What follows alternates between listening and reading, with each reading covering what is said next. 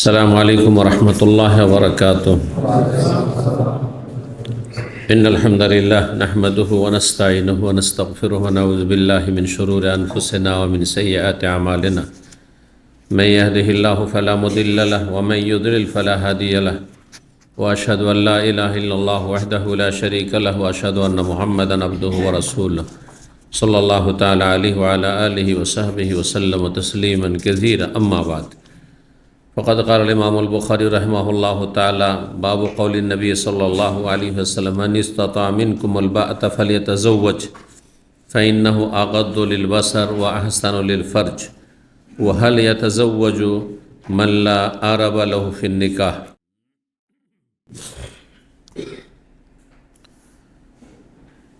قال حدثنا عمر بن حفص قال حدثنا أبي قال حدثنا الأعمش قال حدثني إبراهيم عن علقمة قال: كنت مع عبد الله فلقيه عثمان بمنى فقال: يا أبا عبد الرحمن إن لي إليك حاجة فخلايا. فقال عثمان: هل لك يا أبا عبد الرحمن في أن نزوجك بكرا تذكرك ما كنت تعهد؟ فلما رأى عبد الله أن ليس له حاجة إلى هذا أشار إلي فقال: يا علقمة. فانتهيت إليه وهو يقول: أما لئن قلت ذلك لقد قال لنا النبي صلى الله عليه وسلم: يا معشر الشباب من استطاع منكم الباءة فليتزوج ومن لم يستطع فعليه بالصوم فإنه له وجاء।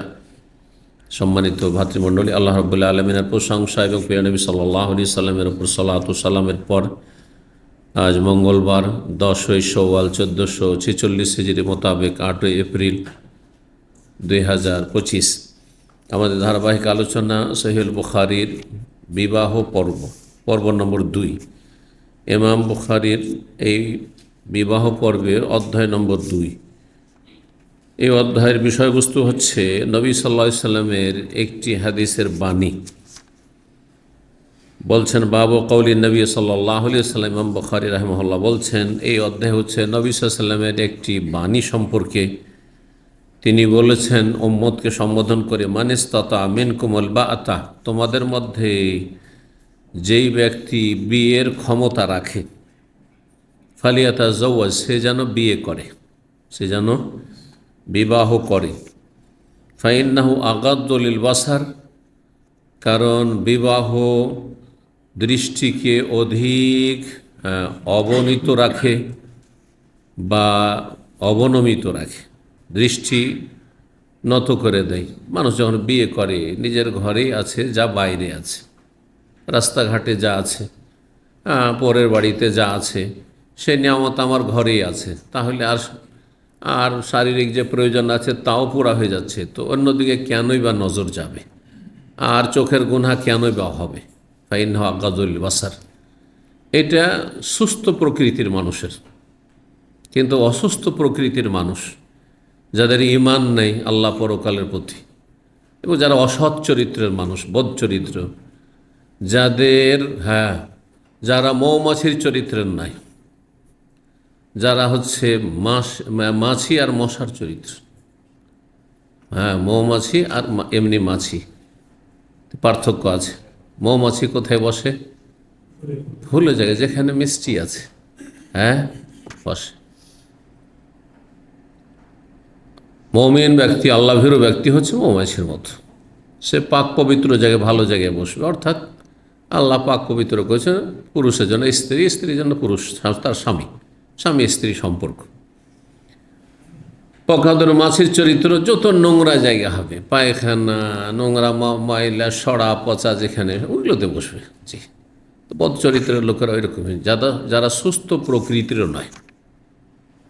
মানবতাও যদি থাকে তাহলে মানবতার দাবি, ইসলাম বাদ দিয়ে যারা অমুসলিম তাদের জন্য এই কথাটি, আর শুধু নামে মাত্র মুসলিম তাদের জন্য এই কথাটি, যে আল্লাহ পরকালে বিশ্বাস যদি নাও থাকে, কমপক্ষে মানবতা আছে, যে আমি মানুষ আর তারাও মানুষ।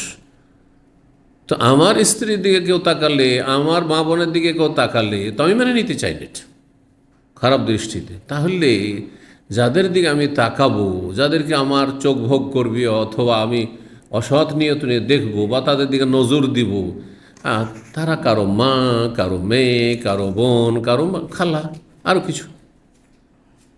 বোঝা গেছে না? এটা হচ্ছে মানবতা, ইনসানিয়ত। তো যার মানবতা আছে সেই ব্যক্তি হচ্ছে সুস্থ প্রকৃতির, কমপক্ষে। যদি পূর্ণ সুস্থ নাই, আল্লাহ পরকালের প্রতি ঈমান ছাড়া অসুস্থ, কাফের এবং অসৎ লোকেরা, পাপিষ্ট, এরা অসুস্থ। এরা জি ফি কুলুবিহিম মারাদ, আল্লাহ বলেছে তাদের অন্তরে রোগ আছে, আসলে রোগ আছে। শাহওয়াত হয় কুপ্রবৃত্তির রোগ আছে, যার ফলে অন্যদিকে খারাপ নজর যাচ্ছে, অথবা শুবহাত সংশয়ের রোগ আছে, যার ফলে কুফরি, শিরক, নাস্তিকতা, বিভিন্ন রকমের আকীদাগত সমস্যা। জি দুটো মানুষের রোগ, অন্তরের রোগ। আল্লাহ আমাদেরকে সুস্থ রাখুন সমস্ত রোগ থেকে। শারীরিক মানসিক রোগের চাইতে মারাত্মক রোগ হচ্ছে কলবের রোগ, হৃদয়ের রোগ।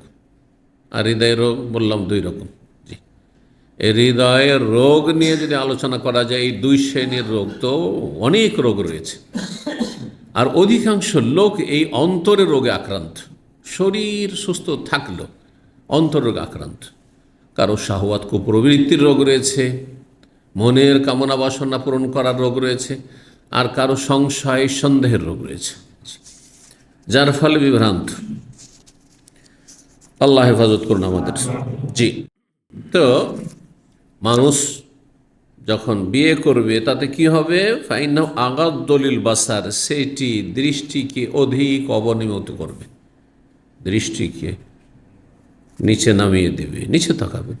কারণ শারীরিক চাহিদাই নেই, ওই চাহিদা পূরণ হয়ে গেছে, বা চাহিদা হয়েছে, আপনার ঘরে আছে, চলে যান আপনি, আমরা চাহিদা পূরণ করেন। ও আহসানুল ফরজ, যেমন পেটের ক্ষুধা আছে তেমন যৌন ক্ষুধা আছে। তো যৌন ক্ষুধা মানুষের হবে মানুষ হিসাবে, সাবালক হলে, সাবালিকা হলে, আর সেটা পূরণের জন্য আল্লাহ রাব্বুল পাক পবিত্র ব্যবস্থা রেখেছেন। যেমন হালাল খাবার রেখেছেন আল্লাহ, আর হারাম খাবারও আছে, তাই না? হালাল রিজিক আছে আর হারাম রিজিক আছে, ঠিক ওই রকমই এই ক্ষেত্রে পেটের রিজিক যেমন হালাল হারাম দুরকমই আছে, তেমনি যে যৌন ক্ষুধা নিবারণের যে রিজিক, আহার প্রয়োজন, সেটাও হালাল তৈয়ব আছে, আর খবিসও আছে। খবিস হচ্ছে জেনা, ব্যভিচার, সমকামিতা, হস্তমৈথুন ইত্যাদি। আর তৈয়ব হচ্ছে স্বামী স্ত্রীর সম্পর্ক, স্বামী স্ত্রীর সম্পর্ক। ও আহসানুল ফরজ, ফরজ মানে লজ্জা স্থান। ফরজ পুরুষ অথবা স্ত্রী হোক, উভয়ের, নারী পুরুষ সবার লজ্জা স্থানকে বলা যেতে পারে আম ব্যাপক অর্থে, আর বিশেষভাবে স্ত্রীর লজ্জা স্থানকে ফরজ বলা হয়েছে। কিন্তু এখানে দুটোকে উদ্দেশ্য, আহসানুল ফরজ, এতে লজ্জা স্থান অধিক সুরক্ষিত হবে বিয়ে করলে, যেমন পুরুষের স্বামীর তেমন স্ত্রীর। কারণ পুরুষেরও শারীরিক চাহিদা আছে আর স্ত্রীরও শারীরিক চাহিদা আছে। জি আল্লাহ রাব্বুল এইভাবে মানুষকে সৃষ্টি করেছেন। এই একটি বিষয় নবী সাল্লাল্লাহু আলাইহি ওয়াসাল্লামের হাদিস। তাতে আর একটি বিষয় নিয়েছেন, ওয়াহাল ইয়াতাযাওয়াজু মান লা আরাবা লাহু ফিন নিকাহ, কারো যদি বিয়ের চাহিদা না থাকে, শারীরিক যৌন চাহিদা তেমন অনুভব করছে না, স্বাভাবিক মনে হচ্ছে, তারপরে কি বিয়ে করতে পারবে কি না, মাসলা ইখতিলাফ রয়েছে। একদল বলছেন যে বিয়ে করতে পারবেন শারীরিক চাহিদা না থাকলেও, কিন্তু এটি তো একটা আইব, দোষ, ঠিক না? যার মধ্যে শারীরিক চাহিদা নেই, তাহলে সেটা জানিয়ে দিতে হবে, জ্ঞাত করে দিতে হবে, মেয়ের পরিবারকে জানিয়ে দিতে হবে। যদি তাদের সম্মতি হয়, না হলে তারাও প্রতারণার শিকার হইতে, ধোকার শিকার হইতে পারে। আর এটা হচ্ছে আসল, মান গাশানা ফালাইসে মিন্না, যারা ধোকা দেবে তারা আমাদের দলভুক্ত নয়। যে পুরুষত্ব নেই আর বিয়ে করে বসে আছেন, আপনি জানছেন যে আমি স্ত্রী চাহিদা পূরণ করতে পারবো না, আর বিয়ে করবেন, তা খেয়ানত এটি, তারপরে ধোকাবাজি এটি। আমার দলভুক্ত না, আমার উম্মতের লোকরা নবী সাল্লাল্লাহু আলাইহি ওয়াসাল্লাম বলেছেন। তো এটি অত সহজ বিষয় মনে করলে হবে না, তারপর আপনি গুনাহ থেকে বাঁচাইতে পারবেন না। হয়তো ধৈর্য ধরার চেষ্টা করবে, কিন্তু একটুতেই পদস্খলন ঘটতে পারে। অপর কোনো পুরুষের দিকে ঝুঁকে যেতে পারে সেই মহিলা, কারণ তার শারীরিক চাহিদা পূর্ণ হচ্ছে না, তাহসিনুল ফরজ ব্যবস্থা হচ্ছে না। কিন্তু স্বামী যদি যোগ্য হয়, তার মানে শারীরিক শক্তি থাকে, তাহলে তাতেই তার জন্য ক্ষুধা নিবারণ হয়ে যাবে। সুতরাং পাপের আশঙ্কা কম আছে। যেমন একজন পুরুষের স্ত্রী থাকলে পাপের আশঙ্কা কম আছে, ঠিক তেমন একজন নারীরও সেই রকমই বিয়ে হয়ে গেলে পাপের আশঙ্কা কম। তারপরও বললাম যে যারা অসুস্থ প্রকৃতির অথবা বেদিন, তাদের কাছে হালালের চাইতে হারামেই নোংরামি করতে ভালো লাগে। যেমন অধিকাংশ মানুষের রেজেক হারাম, ওকে হারাম খেতে ভালো লাগছে। হালাল হচ্ছে সীমিত আর হারাম তো আনলিমিটেড। চিন্তা করুন, বিয়ের বিষয়টিতে হালাল হচ্ছে সীমিত, 1 2 3 4 এর বেশি আপনি রাখতে পারবেন না স্ত্রী, তাই না? কিন্তু যারা হারাম, শত শত মহিলার সাথে, শত শত পুরুষের সাথে নাজায়েজ সম্পর্ক, অবৈধ সম্পর্ক, নোংরামি সম্পর্ক থাকতে পারে, ঠিক কিনা? ঠিক ওই রকমই হালালের রাস্তা আপনার এই 8 ঘন্টা চাকরি করে যে বেতন পাচ্ছে, এটা হচ্ছে হালাল সীমিত। এর বাইরে সুদ, ঘুষ, বেমানি, আত্মসাৎ, ধার কর্জা নিয়ে না দেওয়া, এই করা সেই করা, আর তারপর আদম ব্যবসা, ভিসার ব্যবসা, আর হুন্ডি ব্যবসা, হারামে মেলা রাস্তা আছে, হারামে মেলা রাস্তা আছে। ঠিক ওই রকম আল্লাহ হেফাজত করুন। যারা চেষ্টা করবে তাদেরকে আল্লাহ তৌফিক দেবেন। আসল বিষয়টি ফিরে আসি, কথা লম্বা না করে। সেটা হচ্ছে, যদি কারো শারীরিক চাহিদা না থাকে, বলছেন ইমাম বুখারী, প্রশ্ন, অধ্যায় প্রশ্ন, উত্তর হাদিসে, ওয়াহাল ইয়াতাজাওয়াজু মান লা আরাবা লাহু ফিন নিকাহি, বিয়ে করতে পারবে কি এমন ব্যক্তি যার বিয়ের কোনো আগ্রহ নেই? বিয়ের আগ্রহ মানুষের কখন বাড়ে? যখন যৌন চাহিদা কি করে, চাপ সৃষ্টি করে যে আমি থাকতে পারছি না, আমার এখন বিয়ের প্রয়োজন। তখন বিয়ের জন্য মানুষ উদ্গ্রীব হয়, উঠে পড়ে লাগে, আমাকে বিয়ে করতে হবে, না হলে তো হারামে লিপ্ত হবে। তো যার আর আরব, বিশেষ করে আরবন বলা হয় বিশেষ করে যৌন চাহিদাকে। এই শব্দটি অন্য ভাষায় করার সামান্য পার্থক্যের সাথে কোরআনে কারিমে সূরা নূরে এসছে, গায়রে উলিল ইরবাতে মিনার রিজাল, এমন পুরুষরা মহিলাদের সামনে আসতে পারবে যাদের শারীরিক কোনো চাহিদা নেই, তাদের সামনে মহিলা যেতে পারে যদি জানা থাকে যে একজনের কোনো শারীরিক চাহিদা নেই, পুরুষত্ব নেই তার, তাহলে তার সামনে ওই রকমের পর্দা নেই, কারণ তার আকর্ষণ নেই জ্ঞানারির উপর। এই বিষয় বলছে গায়ের অলির ইবাদত যার, যেমন নাবালক ছেলেদের সামনে, 10 বছরের নিচে যেসব ছেলে, 12 বছরের নিচে যারা সাবালক হয়নি, তাদের সামনে মহিলা চেহারা খুলে যেতে পারে, বুঝছেন না? এই বিষয়গুলি রয়েছে সেখানে। তো ইরবাতুন মানে শারীরিক চাহিদা। মাল্লা আরাবা লাহু ফিন নিকাহ, যার বিয়ের কোনো শারীরিক প্রয়োজন বোধ করছে না। আছেন এরকম অনেক লোক। আমার এক পরিচিত মাদ্রাসার অনেক সিনিয়র ছিল বয়সে, আমার মামার বন্ধু ছিল। এই ঘটনা 2 একবার আমি শুনিয়েছি। আমি যখন একবার প্রাথমিক ক্লাসগুলোতে পড়ি, আমার বয়স তখন 11 বছর 10 বছর মনে আছে আমার, 1973 শেখ মুজিবের যে ঘটনা, সেটা কোন সালে জানা আছে? 75, 1973। তখন আমার বয়স 11 বছর, আর তার বয়স দাড়িওয়ালা মানুষ, তার বয়স মনে হয় 25 বা তারও বেশি। আমার বিয়ের পরও বিয়ে করেননি। তো ওই যে আমার মামার বন্ধু ছিল, তো দেখা সাক্ষাৎ মাঝে মধ্যে এক মাদ্রাসায়, মসজিদে থাকতো, মাদ্রাসায় বক্তব্য করতো। তো বললাম, কি ব্যাপার মামা, এখনও বিয়ে শাদী করলেন না যে আপনি, সারা জীবনটা কাটিয়ে দিলেন? বলছে যে, বাবা কি বিয়ে করব মামা, আমার তো সবাইকে দেখে মা বোন মনে হয়। বোঝা গেছে? মানে কি, মা বোনকে দেখলে যেমন শারীরিক কোনো চাহিদা হয় না, ঠিক তেমনই কোনো মহিলা দেখলে এমন কোনো চাহিদা হয় না। তার মানে বুঝতে পারছি আমার আসলে যৌন ক্ষুধা নেই, চাহিদা নেই, তো আমি কি করে বিয়ে করব? বিয়ে করেনি। তো বিয়ে করতে পারবে কি না, যদি জানিয়ে দিয়ে সম্মত হয়, হয়তো এমন কোনো মহিলা আছে যার বিয়ের প্রয়োজন কিসের জন্য? শারীরিক চাহিদার জন্য নয়, কিন্তু একজন অভিভাবক প্রয়োজন। না হলে অসৎ লোকেরা তার দিকে বদনজর দেবে। এরকম অনেক সময় আছে, বিধবা, তালাকপ্রাপ্তা, বাপের ধন সম্পদ আছে, তা খেয়ে দিয়ে সারা জীবন চলে যাবে, কিন্তু একজন পুরুষের প্রয়োজন অভিভাবক হিসাবে, সে করতে পারে। তো জানিয়ে দিয়ে করা যেতে পারে, তাহলে শারীরিক প্রয়োজন না থাকে এইরকম বিশেষ পরিস্থিতিতে।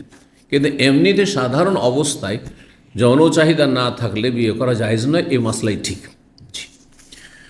তো একমাত্র যদি সম্ভাবনা থাকে যে সামান্য দুর্বলতা বা কিছু দুর্বলতা আছে, কিন্তু এটা চিকিৎসার মাধ্যমে সেরে যাবে, আমি চিকিৎসা করাচ্ছি, তাহলে সেটা ভিন্ন বিষয় রয়েছে। কিন্তু চিকিৎসা করে ব্যর্থ হয়েছে, আর চিকিৎসক বলে দিয়েছে যে না, এই যৌন ক্ষমতা আর ফিরে আসবে না, তাহলে এমন লোক বিয়ে করে সে কি করবে? সে খেয়ানত করবে, সে প্রতারণা করবে অন্যের, এবং সেই একজন মহিলার যখন গুনাহ থেকে তাকে বাঁচাতে পারবে না, তার জন্য গুনাহ রাস্তা খুলে দিতে পারে, পাপের রাস্তা খুলে দিতে পারে। 5065 নম্বর হাদিস। হাদিস তাবেই আলকামা রাহিমাহুল্লাহ বর্ণনা করেছেন, তিনি আবদুল্লাহ মাসুদের ছাত্র ছিলেন। আলকামার এই সিলসিলাটা শোনেন, এটা ইমাম আবু হানিফা রাহিমাহুল্লাহ পর্যন্ত পৌঁছেছে। আবদুল্লাহ মাসুদের বিখ্যাত ছাত্র আলকামা এবং আসওয়াদ, এরা কুফার লোক ছিলেন। আর ইমাম আবু হানিফা কোথাকার ছিলেন? কুফার মানুষ, ইরাকের কুফা শহরের মানুষ ছিলেন। আর আলকামা আসওয়াদের ছাত্র হচ্ছে ইব্রাহিম নাখি। ইব্রাহিম নাখি, আর ইব্রাহিম নাখির ছাত্র হচ্ছেন ইমাম আবু হানিফা। বোঝা গেছে না? জি।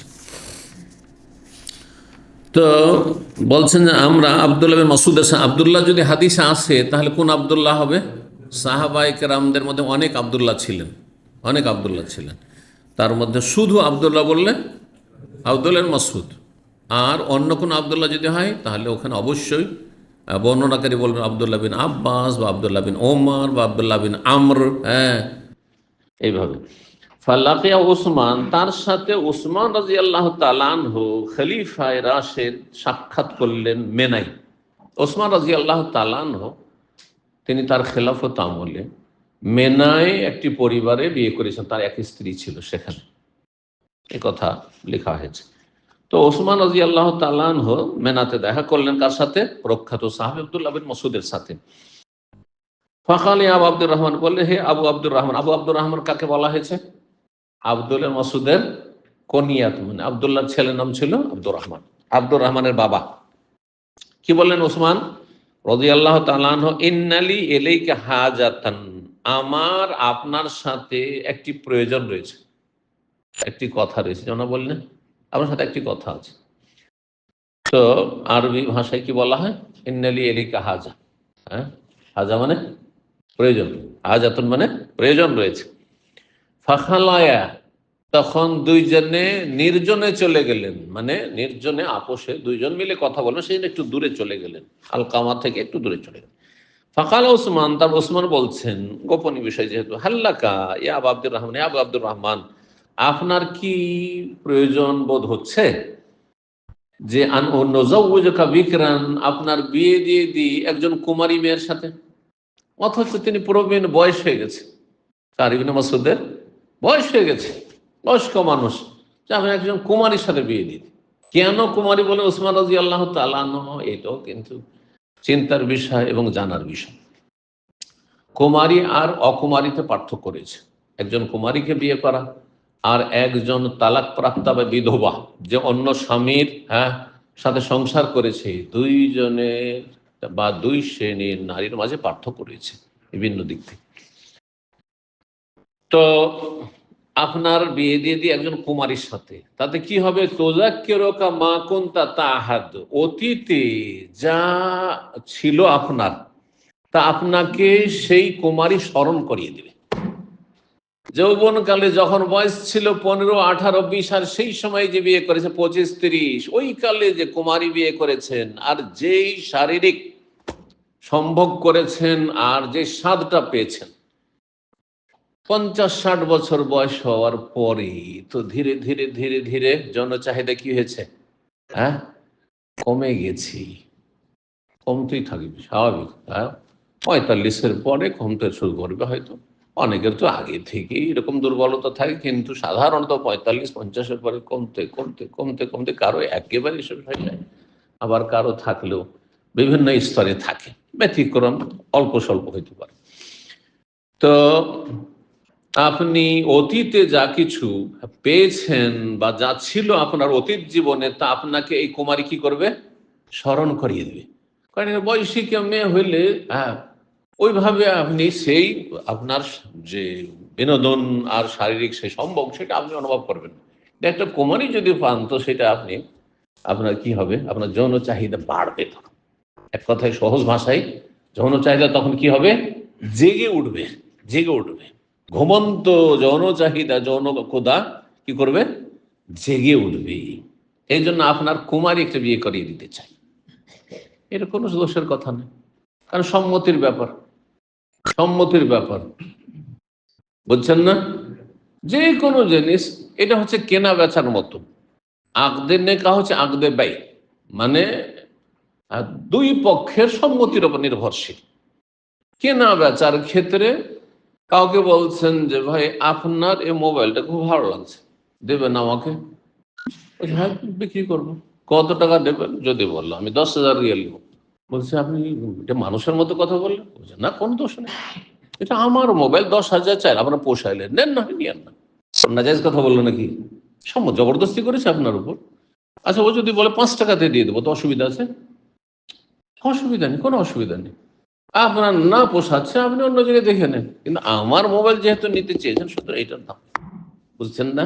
ঠিক মোহরের বিষয়টি ওই রকমই। তারপরে আপনার বিয়ে শাদীর বিষয়টি ওই রকম। কেউ একজন 60 বছরের বলতে পারে যে আমি কুমারী বিয়ে করব, কুমারীকে প্রস্তাব দিতে পারে, কুমারী অভিভাবক প্রস্তাব দিতে পারে, তাদের যদি পোষায় তারা বিয়ে দিতে পারে। আর তারা মোহর চাইতে পারে, তারা চাইতে পারে যে আমি 10 বিঘা জমি নেব, হ্যাঁ একটি বিল্ডিং নেব, সব তারা চাইতে পারে, তাও তাদের অধিকার আছে। আর বিয়ে দেব না এই কথা বলার অধিকার আছে। এবার বুঝতে পেরেছেন শরীয়তের মশলা? এই নয় যে তোমার বয়স 60, তুমি একটা কেন 15 বছর 18 বছর মেয়েকে বিয়ে করতে চাইলে না, কোনো অপরাধ নেই। শরীয়তে হয় স্বাধীন, তারাও স্বাধীন, আমিও স্বাধীন, কোনো জবরদস্তির ব্যাপার নেই। সম্মতি হলে কোনো অসুবিধা নেই। ঠিক এইরকমই একজন 15 বছর 18 বছরের ছেলে যদি 50 বছরের মেয়েকে বিয়ে করে, অসুবিধা আছে নাকি? কোনো অসুবিধা নেই। ছেলে যদি সে চমকা আমি বিয়ে করবো, অসুবিধা কি? কোনো অসুবিধা নেই। তো দুই দিক থেকে জায়েজ রয়েছে। জি। ফালামারা আব্দুল্লাহ, আব্দুল্লাহ বিন মাসউদ দেখলেন যে তার যে শারীরিক অবস্থা, এতে আল্লাইসা লাহু হাজাতুন ইলা হাযা, তার এই বিয়ের প্রয়োজন নেই, এই বয়সে আমি আর বিয়ে টিয়ে করবো না। প্রস্তাব আসতে পারে, পুরুষের কাছে অনেক সময় প্রস্তাব আসতে পারে, জরুরি নয় যে আমাকে বিয়ে করতে হবে, হ্যাঁ বা আপনাকে করতে হবে, কিন্তু প্রস্তাব আসতে পারে। জি। কিন্তু সে প্রস্তাব যেন ফিতনা না হয়, মহিলার পক্ষ থেকে সরাসরি আসছে আর সেইখানে আপনি শুরু করে দিলেন চ্যাটিং আর ফাইটিং, হারাম। কিন্তু প্রয়োজন মাফিক কথা, আর তারপরে সেটা যদি অভিভাবকের মাধ্যমে হয় সবচেয়ে নিরাপদ। গোনা থেকে, শয়তানের চক্রান্ত থেকে অনেক দূরে থাকলে না, কোনো দোষের কথা নেই। আপনি কোনো মেয়েকে বিয়ে করতে চাইছেন, তার বাবাকে বলেন, তার ভাইকে বলেন, সরাসরি বলতে না পারেন কারো মাধ্যম দিয়ে বলেন, কোনো অসুবিধা নেই, কোনো অসুবিধা নেই। একটা মেয়ে কোনো একটা মানুষকে, পুরুষকে পছন্দ করেছে, সে সরাসরি না বলে কাউকে দিয়ে বলা, তার ভাইকে দিয়ে, তার বাবাকে দিয়ে, অভিভাবককে দিয়ে, অথবা কোনো আলেমকে দিয়ে, কোনো ভালো মানুষকে, ইমানদার মানুষকে দিয়ে যে আমি অমুককে পছন্দ করি, আমি তাকে বিয়ে করতে চাই, বলতে পারি, কোনো অসুবিধা নেই। তাহলে ফিতনার আশঙ্কা নেই। ফিতনা থেকে যথাসাধ্য, নারী ফিতনা সবচেয়ে বড় ফিতনা, দুনিয়ার সমস্ত ফিতনা এক পাল্লায়, আর নারী ফিতনা এক পাল্লায়। এই হারাম সম্পর্ক থেকে বেঁচে থাকতে হবে, এটা ফরজ। বাকি মানুষ মানুষের মতো যদি কথা বলে তো কোনো অসুবিধা নেই। নবী সাল্লাল্লাহু আলাইহি সাল্লামের সামনে ওই মহিলাকে এসে বলেন, ইয়া রাসূলুল্লাহ, আমি নিজেকে উৎসর্গ করছি, মানে আপনি আমাকে বিয়ে করে নেন। তার মজলিস, ভরা মজলিস। নবী সাল্লাল্লাহু আলাইহি সাল্লাম যখন নীরব হয়ে গেলেন, তখন আর এক সাহাবী বললেন যে আমার বিয়ে দিয়ে দেন যদি আপনার প্রয়োজন না থাকে। ছিল কি ছিল না, কোনো অসুবিধা নেই। তো দেখলেন যে কোনো প্রয়োজন নেই ইবনে মাসউদ, তো বললেন আশারা ইলাইয়া। তখন তাহলে নির্জনে যে গোপন আলাপ ছিল সেটা শেষ হয়ে গেছে। তখন আব্দুল্লাহ বিন মাসউদ তার ছাত্র আলকামাকে বলছেন, চলে এসো এখন, মানে তুমি যে দূরে সরে গেছিলে, আমরা পার্সোনাল কথা বলবে, চলে আসো। আমার ইঙ্গিত করলেন, ফাকালা, বলে ইয়া আলকামা, আলকামা, তার মানে এসো। ফান্তাহাইতু ইলাইহি, তখন তার কাছে আমি পৌঁছে গেলাম।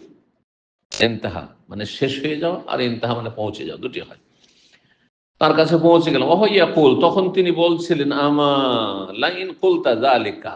তারপরে আলকামাকে সামনে রেখেই ওসমানকে বলছেন, যখন তুমি কথাটি বললে আমাকে, এই প্রস্তাবটি যে তোমার একটা বিয়ে দিয়ে দিই, বা আপনার একটা বিয়ে দিয়ে দিই, যদি ইবনে মাসউদ বড় একজন সাহাবী, আলেম, ফাকিহ, আর ওসমান রাদিয়াল্লাহু তাআলা খলিফাতুল মুসলিমিন, খলিফা, তার সম্মাননা, তার সম্মানে এহতেরামে আলেম অলমার খোলাফায়ে রাশেদিন বা তারপরে খোলাফাগণ যুগে যুগে তাদের কাছে বড় সম্মান ছিল।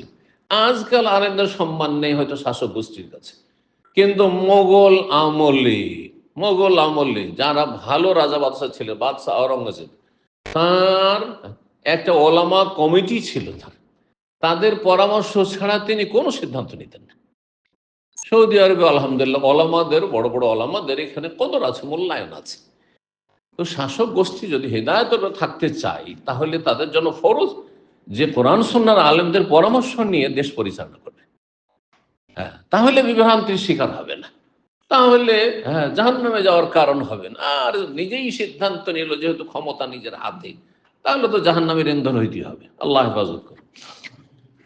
তো বললেন যে দেখেন না, ইনকুনতা যালিক, যখন আপনি বললেন এই কথা, মানে আমাকে বিয়ে করার কথা বললেন, লাকাদ ক্বালা লানা নবী সাল্লাল্লাহু আলাইহি ওয়াসাল্লাম, নবী সাল্লাল্লাহু আলাইহি ওয়াসাল্লাম একটি হাদিস রয়েছে, তাহলে আপনার সামনে উল্লেখ করি কি। তাহলে এই হাদিসের বর্ণনাকারী ইবনে মাসউদ স্বয়ং, ইয়া মাশারাশ শাবাব, হে যুবকদের দল, মাশার মানে জামাত, দল, হে যুবক দল, মান ইসতাতা মিনকুমুল বাতা, তোমাদের মধ্যে যে বিয়ের ক্ষমতা রাখে, ইস্তাতা মানে সামর্থ্য, শক্তি রাখে, কিসের? আল বাত, বিয়ের। বিয়ের ক্ষমতা কি জিনিস? বাত শব্দের তাহলে আমাদেরকে তাহকিক করতে হবে। বিয়ের ক্ষমতা রাখে, বিয়ের ক্ষমতা বলতে কি বুঝেন? যে বলবেন হাত তুলে একজন। হ্যাঁ, যৌন চাহিদা, হ্যাঁ হ্যাঁ, দুটো মিলিয়ে, শুধু একটা দিয়ে যথেষ্ট নয়। হ্যাঁ, যৌন না, ইমান না, বিয়ের জন্য ইমানি ক্ষমতা কিন্তু, তো ও মুসলিম হিন্দু হিন্দুকে বিয়ে করবে, খ্রিস্টান খ্রিস্টান বিয়ে করবে, বুঝছেন না? যারা মুসলিম সমাজের অসা বেনামাজি, বেনামাজি বিয়ে করবে। হ্যাঁ, জেনাতে হয়তো বেনামাজি, কিন্তু সে জেনাতে মাসতে যায়, বেনামাজি বেনামাজিকে, হ্যাঁ নামাজিকে বিয়ে করলে অপরাধ, বেনামাজি নামাজিকে বিয়ে করলে এটা অপরাধ, বুঝা গেছে না? ভালো মানুষ ভালো মানুষকে বিয়ে করবে।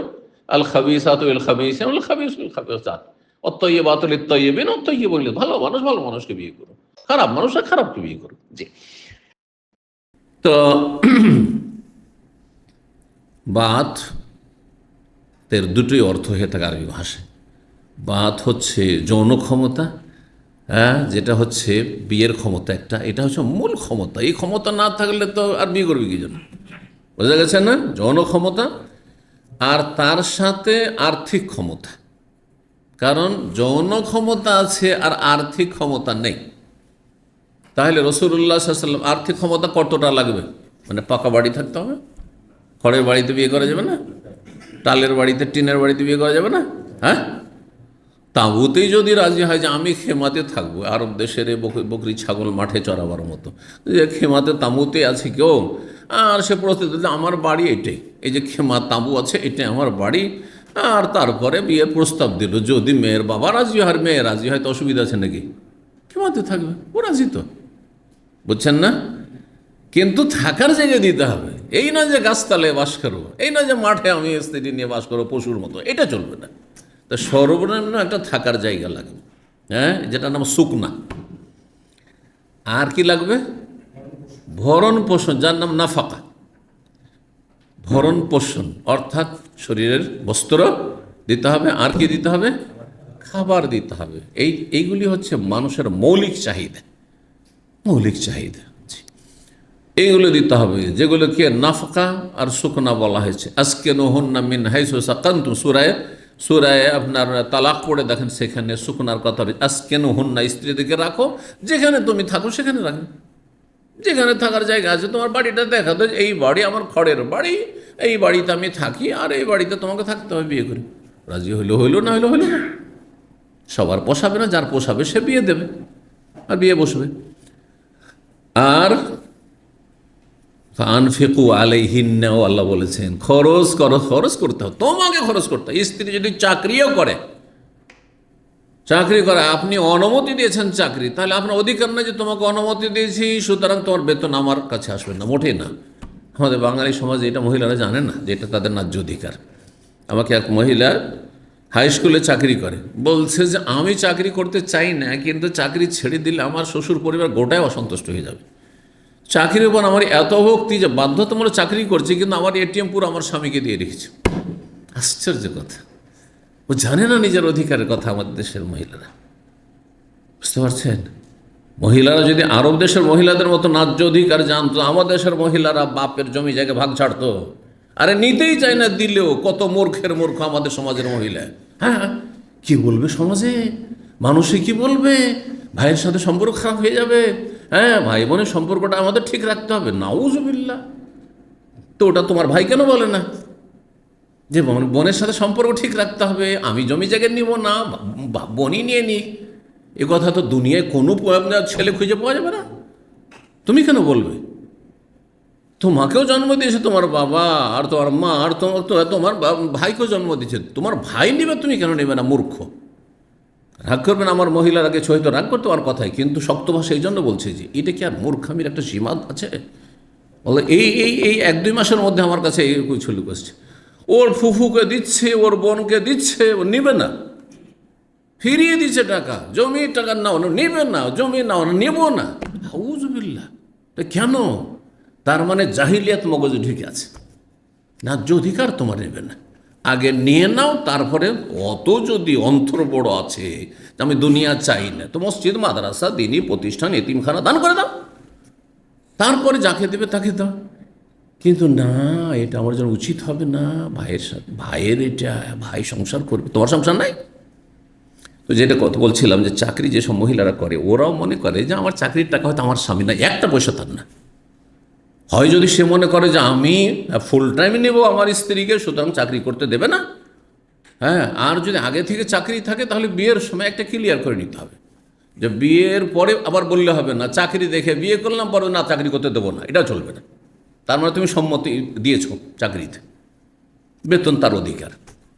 কিন্তু বিয়ের সময় চুক্তি করবে, আল মুসলিমুন আলা শুরুতিহিম, আর তারপরে চাকরিতে অনুমতি দিয়ে দিয়ে দিচ্ছে। আর যদি বলে যে না চাকরিতে অনুমতি দেব, কিন্তু আমি যেহেতু 8 ঘন্টা 6 ঘন্টা বাইরে চাকরি করবে, সেই জন্য আমি তার বেতন থেকে এতটা চাই, সেটাও অধিকার আছে, শর্ত লাগাবার অধিকার আছে, শর্ত লাগাবার অধিকার আছে।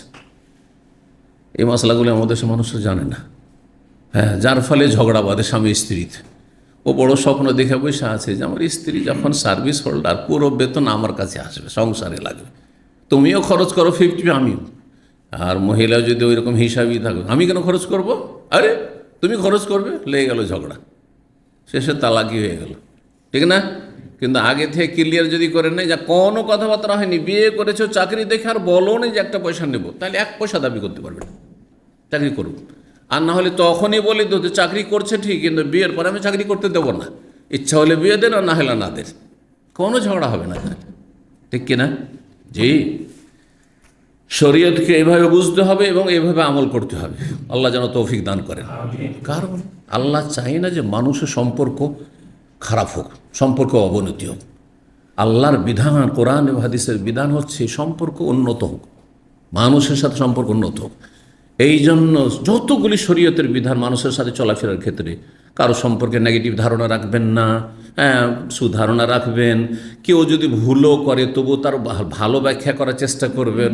হ্যাঁ, সবসময় আপনি ভুল ব্যাখ্যা করবেন না, হতে পারে আপনার ধারণায় সেটা, কিন্তু তার উদ্দেশ্য অন্যরকম ছিল।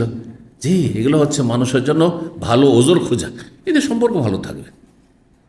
কিন্তু নেগেটিভ ধারণার কারণে আগে থেকে একজনকে সালাম দিলেন, ওই তো খেয়ালই করেন, ওই যে একদিন আমার সাথে একদিন তর্ক হয়েছে না, ওই জন্য সালাম জবাব দিল না, শয়তান ঢুকে গেল এখানে, চান্স নিয়ে গেছে। আল্লাহ হেফাজত করুন। কথা বেড়ে যাচ্ছে। কি বলছিলাম? বাআত মানে মূল অর্থ হচ্ছে যৌন ক্ষমতা, কিন্তু তার সাথে আর্থিক ক্ষমতা লাগবে। কতটা? ভরণ এবং বসন দেওয়া, থাকার জায়গা দেওয়া। জি, নাফাকা এবং সুকানা। তারপরে অতিরিক্ত না, অতিরিক্ত এটা হচ্ছে, দেখেন মানুষের প্রয়োজনগুলি 3 স্তরের। হ্যাঁ, একটা হচ্ছে জরুরিয়াত, মানে মানুষের জীবনযাপনের জন্য যা জরুরি, একবার এগুলো হচ্ছে জরুরি। এটা থাকার মতো জায়গা লাগবে। আর কি লাগবে? হ্যাঁ, খাওয়া দাওয়া লাগবে, 3 টাইম খাওয়া দাওয়া লাগবে, ঠিক না? কমপক্ষে 2 টাইম লাগবে, এগুলো জরুরি। তারপর হচ্ছে হাজিয়াত, কিছু প্রয়োজন আছে। আজকালকার জামানে একটা নিম্নমানের হলেও মোবাইল লাগবে যোগাযোগ রাখার জন্য, এটা জরুরি না। একবার মোবাইল না থাকলেও আমার চলে যাবে, কিন্তু প্রয়োজন, হাজাইট, এটা জরুরি নয়, বাধ্য নয় আমি মোবাইলের জন্য। কারণ আমাদের লাইফে এমন এক সময় কেটেছে যে মোবাইল কি, ল্যান্ড টেলিফোনও ছিল না, তবু তো কেটেছে। চিঠি দিতাম, গেল না হয় রাস্তায় মরে থেকে গেল কিছু, হ্যাঁ চিঠি কখনো কখনো কোথায় কোথায় ঘুরে 1 মাস পরে এসছে। একবার আমার চিঠি কোথায় ঘুরে এসছে জানেন? হাস্যকর, লিখেছে কে এসে, জানি না কোথায় চিঠিটা এসেছিল, কে এসে বলে লিখেছে চিঠি, ও কোনো মূর্খ পড়ে নিয়েছে ওটাকে ইউএসএ দিয়ে পাঠিয়ে দিয়েছে আমেরিকা, ইউএসএ চলে গেছে, ওখান থেকে স্টাম্প লাগা return to king Saudi Arabia, ওদের একটা স্টাম্প লাগা আছে। কেমন করে বুঝতে পারলাম যে আমেরিকা ফেরত এসছে? ওখানে লেখা আছে যে এটা কে এসে, ওখান থেকে তো আমি ফিরে এসছি ধাক্কা খেয়ে, বুঝতে পারছেন? আর কত চিঠি যে আসেনি, মারা পড়েছে রাস্তায়, তো আল্লাহ ভালো জানে। মোদি ইউনিভার্সিটিতে থাকতাম, 1 মাস পরে চিঠি, লাহাউলা কত, 1 মাস পরে চিঠি, কেউ অসুস্থ হয়েছে, ভালো হয়ে গেছে। 1 মাস পরে ভালো হয়ে যাওয়ার পরে কষ্টের খবর আসলে। এই ছিল আমাদের লাইফ, চলেছে তারপরে আলহামদুলিল্লাহ। তো কথা হচ্ছে যে কি বললাম, হাজাত, প্রয়োজন, প্রয়োজন। এ রুমালটা প্রয়োজনও নয়, আমার জন্য প্রয়োজন হইতে পারে, কিন্তু আপনাদের প্রয়োজন নয়। আপনাদের তৃতীয় স্তর, কামালিয়াত, পূর্ণতা, একটা টুপি, ওটাও জরুরি না আর হাজাতও না। হ্যাঁ, কিন্তু আমাদের প্রেক্ষাপট, দেশের প্রেক্ষাপটে ভদ্র পোশাকের টুপিটা হাজাত বলা যেতে পারে। বোঝা গেছে না? কামালিয়াত, আপনার স্ত্রীর জন্য স্মার্টফোন, হ্যাঁ, আর এমন ফোন যেন হ্যাংট্যাং না হয়, নতুন হইতে হবে, লেটেস্ট হইতে হবে। কামালিয়াত, পূর্ণতা। বাড়িতে থাকতে হবে, এসি থাকতে হবে, বাড়িতে ফ্রিজ থাকতে হবে, হ্যাঁ, ওয়াশিং মেশিন থাকতে হবে। তা ওয়াশিং মেশিন আবার ওই অটোমেটিক থাকতে হবে, যেন হাত ছুঁইতে না হয়। হ্যাঁ, প্লেট ধোয়ার কি বলে একটা, হ্যাঁ হ্যাঁ আল্লাহ, মুখস্থ করা মুশকিল, হলো আমি করবো না মুখস্থ, কারণ এসব আমি কিনতেও চাই না। হ্যাঁ, আমার বাসায় বিভিন্নবার প্রস্তাব এসছে, কিন্তু আমি বলছি এসবের কোনো প্রয়োজন নেই। আলহামদুলিল্লাহ, বাচ্চার মাও কানাত, কারণ কোনো প্রয়োজন নেই, কোনো প্রয়োজন নেই, আলহামদুলিল্লাহ। তো কথা হচ্ছে যে দেখেন, 3টা স্তর মনে থাকবে, তাহলে হবে কি, আপনি ফকির হবেন না, মানুষ কাছে ধার করতে হবে না, আমাকে ধার করতে হয় না, কারণ আমি চলি ওইভাবে। জরুরি যেগুলো জরুরি, হাজাত আছে, ভালো না হয়তো। হ্যাঁ, আচ্ছা, প্রত্যেক ঈদে নতুন জামা হইতে হবে, কি ওইটা 3 স্তরে কোনটাতে পড়ছে? কামালিয়াত, পূর্ণতা। হ্যাঁ, বড় অনেক অপচয়। প্রত্যেক ঈদে, তাহলে ঈদুল ফিতরে একটা নতুন জামা জুব্বা হইল, আর ঈদুল আজহাতেও, হ্যাঁ, কোনো প্রয়োজন আছে? কোনো প্রয়োজন নেই। তাহলে প্রয়োজনও না, প্রয়োজন কখনো বেশি পুরানো হয়ে গেছে, দাগ দাগ হয়ে গেছে, আর ভালো লাগছে না, চলো একটা নতুন। এটা হচ্ছে হাজাত। আর কোনো রকম লজ্জা স্থান ঢাকছে পুরাতন হইলেও আর 2টো আছে, হ্যাঁ 2টো আছে, এটা হচ্ছে জরুরি। কারণ একটা ভিজিয়ে দিলে আর একটা খালি গায়ে থাকা যাবে না, সেই জন্য। এবার বুঝতে পেরেছেন? এইভাবে চলার চেষ্টা করেন। জি, তো আজকালকার মহিলাদেরকে এভাবে বুঝান, তাহলে মেনে নেবে না মনে হয়। বলছি এই এত বকিল আছে, একে বিয়েই করা যাবে না, এর সংসারে থাকা যাবে না। তো কি বলছিলাম, যার সর্বনিম্ন কি আছে, আর্থিক শক্তি আছে, যে স্ত্রীকে খাওয়াতে পারবে, স্ত্রীকে থাকার জায়গা দিতে পারবে, বিয়ে করে নিয়ে চলে এসছে, আর যখন খরচ চাইছে যে আমার তো জামা কাপড় নাই, বলছে আমার বাবার কাছে চাও, না মোটেই যাইজ না তার জন্য বিয়ে করা। তোমার বাবার কাছে কেন চাইবে, শ্বশুরের কাছে শাশুড়ির কাছে কেন দ্বারস্থ হবে, মোটেই যাইজ না এটা। কিছু মূর্খরা আমাদের বাঙালি সমাজে আছে। আরে নিজে ইনকাম করছে, তারপরে বলছে টাকা আমার মায়ের কাছে পাঠাচ্ছে, আমার মায়ের কাছ থেকে চাই। তোমার মায়ের কাছে কেন চাইবে তোমার বউ টাকা? এটা শরীয়ত নয়। তো যাই হোক, বলছেন নবী সাল্লাল্লাহু আলাইহি ওয়াসাল্লাম, হে যুবকের দল, মান ইসতাতা মিনকুমুল বাত, তোমাদের মধ্যে যে বিয়ের ক্ষমতা রাখে, ফালিয়াতাযাওয়াজ, সেজন্য অবশ্যই বিয়ে করে। ক্ষমতা আছে, বিয়ে করে নেন। তারপরে হাদিসটি সংক্ষেপ, অন্য হাদিস রয়েছে, ফাইন্নাহু আগাদ্দু লিল বাসারি ওয়া আহসানু লিল ফারজি, তাতে দৃষ্টি নত থাকবে, এদিক সেদিক চোখ যাবে না, নারী দেখলে একটু দেখতে মন চাইবে না, কি প্রয়োজন আমার, হ্যাঁ, চোখ অন্যদিকে টান দেবে না। আর যদি স্ত্রী না থাকার যৌবনের জ্বালা থাকে, তো অনিচ্ছাকৃত চোখ যাবে, একটু দেখেই নি এক নজর, বোঝা গেছেন না? দুর্বল ইমান।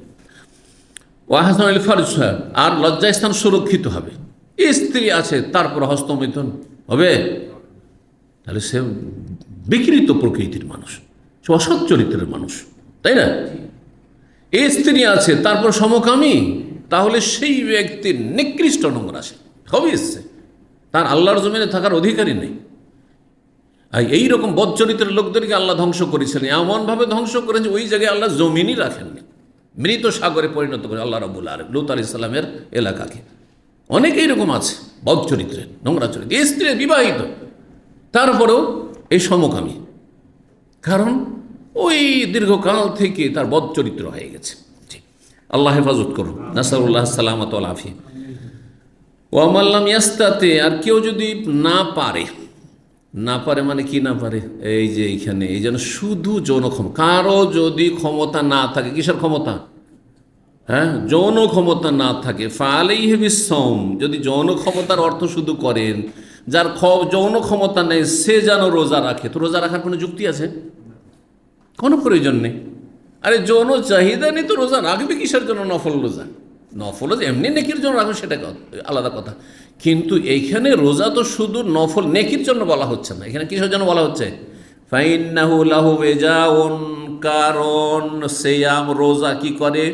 যৌন ক্ষমতা দমন করে।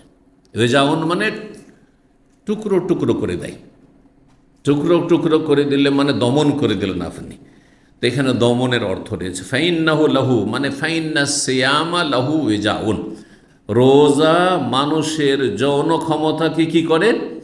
দমন করে দেয়। যৌন ক্ষুধার যে তাড়না রয়েছে আর উত্তেজনা রয়েছে সেটা ঠান্ডা হয়ে যায় রোজা রাখলে, এটা পরীক্ষিত। এক তো রোজা রাখার মাধ্যমে পানাহার কমে আসে, তখন সেটা কমে আসে। আর তার চেয়ে গুরুত্বপূর্ণ বিষয় যে মানুষ ইবাদতে থাকে দীর্ঘ সারা দিন ধরে, যার ফলে কি হয়, একটা রুহানিয়াতের শক্তি তার বাড়ে, আধ্যাত্মিকতার শক্তি বাড়ে, তখন মানুষের গুনার চাহিদাটা, কামভাবটা কমে আসে। জি, এই জন্য দেখেন রোজা অবস্থায় থেকে দেখেন আর এমনি খেয়ে পেট সবসময় ভর্তি রাখেন, পেট ভর্তি থাকলেই কিন্তু বিভিন্ন পাপের জন্য পরিচিত করবে শয়তান। কিন্তু পেট যত শূন্য রাখবেন আপনি পানাহার থেকে, যত খাওয়া দাওয়া কম করবেন, তত বেশি কি হবে?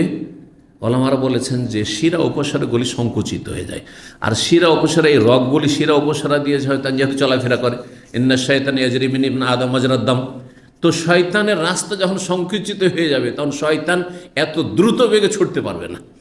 যেমন রাস্তায় স্পিডে খুব গাড়ি চালাচ্ছেন, কিন্তু যখন ভিড় বাড় তখন একেবারে থেমে যেতে হচ্ছে, আস্তে আস্তে পিপিলিকার মতো। এবার বুঝতে পেরেছেন? জি, বিষয়টা হচ্ছে এরকম আসলে। তো তাহলে যেই ব্যক্তি ক্ষমতা না রাখে, কিসের ক্ষমতা না রাখে? যৌন ক্ষমতা আছে, রোজা কে রাখবে? যৌন ক্ষমতা আছে, যার জন্য গুনার আশঙ্কা হচ্ছে, কিন্তু তার আর্থিক ক্ষমতা নেই। আর্থিক ক্ষমতার আর একটি কিন্তু উল্লেখ করে, সেটা হচ্ছে মোহর। আপনি হয়তো থাকার জায়গায় দিতে পারছেন, হ্যাঁ, আর খাওয়া দাওয়া মোটামুটি আপনি দিন মজুর করে চালিয়ে দেবেন, একটা রিক্সা দিয়েও চালিয়ে নিতে পারবেন, ভ্যান চালিয়ে হয়তো চলে যাবে এদিক সেদিক করে, কিন্তু আপনার কাছে মোহর নেই। আর ও কমপক্ষে 1 লাখ টাকা মোহর নেবেন নগদ, হ্যাঁ হ্যাঁ, তাহলে আপনাকে আগে মোহরের ব্যবস্থা করতে হবে। জি, কিন্তু যেখানে ধারের রাস্তা খোলা আছে, বাকির রাস্তা খোলা আছে, সেখানে ফাঁকিবাজির রাস্তা খোলা আছে। আর সেটা হচ্ছে আমাদের বাঙালি সমাজ। কয়জন মোহর দেয়? মোহরটা শেষখানে মরার সময় গোটা গ্রামের মহিলারা মরছে, পুরুষ সারা জীবন সব কিছুই করলো, কিন্তু মোহর আদায় করলো না। যার বলে এখন কি করো? আরে আছে, জমি জায়গা আছে, সব আছে, তারপর বলছে মোহরটা মাফ করে দাও। কেন মাফ করবে? ঋণ মাফ করে দাও মানে আপনার কাছে আমি 5,000 ধার নেব আর এমনি বলে দেবে মাফ করে দেন? হ্যাঁ, সমাজের লোক বলবে না আপনি পারলে দেন, না পারলে সেটা ভিন্ন বিষয়, তখন আমি পারবো কি পারবো না মাফ করতে সেটা আমার ব্যাপার।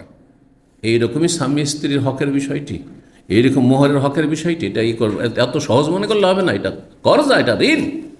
তারপর এটি সুন্নত নয়, একটি হাদিস নেই। শুনে রাখেন মশলাটি ভালো করে, কারণ অনেকে এগুলো জানে না। কারণ আমাদের দেশে ধার বাকিতে বিয়ে হওয়াতে মনে করছে এটি হচ্ছে আসল। আসল হচ্ছে নগদ মোহর। একজন সাহাবী বাকি মোহরে বিয়ে করেননি। যদি কেউ বলে যে করেছেন তো একটি হাদিস নিয়ে আসুন। জি, বলা থাকলো কোথাও খুঁজে পাবেন না।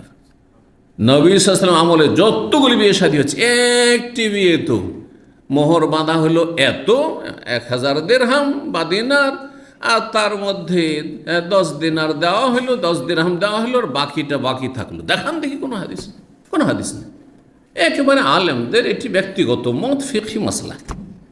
দলিল না থাকলে তার মূল্য তেমন কিছু নেই, দলিল থাকলে অবশ্য মূল্য আছে, কারণ সেটি তখন আমার কথা আর আলেমের কথা। কার কথা থাকলো? রসুলুল্লাহর কথা হয়ে গেল, আল্লাহর কথা হয়ে গেল। ওয়ান তাবতাগু বিআমওয়াল, এখানে হাফেজগুলো আছে, তারা জানছে ওয়ান তাবতাগু বিআমওয়াল, যদিও অনেক হাফেজরা হয়তো অর্থ বুঝে না। তোমরা ধন সম্পদের বিনিময়ে স্ত্রী খুঁজে নিয়ে আসো, স্ত্রী তলাশ করো। তাবতাগু বিআমওয়ালিকুম, মালের বহু বচন আমওয়াল, পয়সা দিয়ে, মানে মোহর দাও, স্ত্রী নিয়ে আসো, ঘরে উঠিয়ে নিয়ে আসো। জি,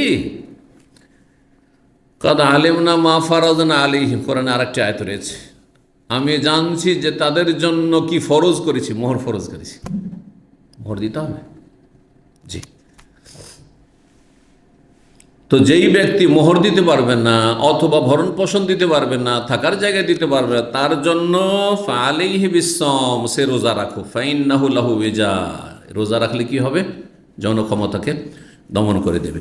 3 নম্বর আদেশ হচ্ছে বাবু মাল্লাম ইয়াস্তাতিল বাতা ফালিয়াসুম। ওই আগের হাদিসটি আসছে,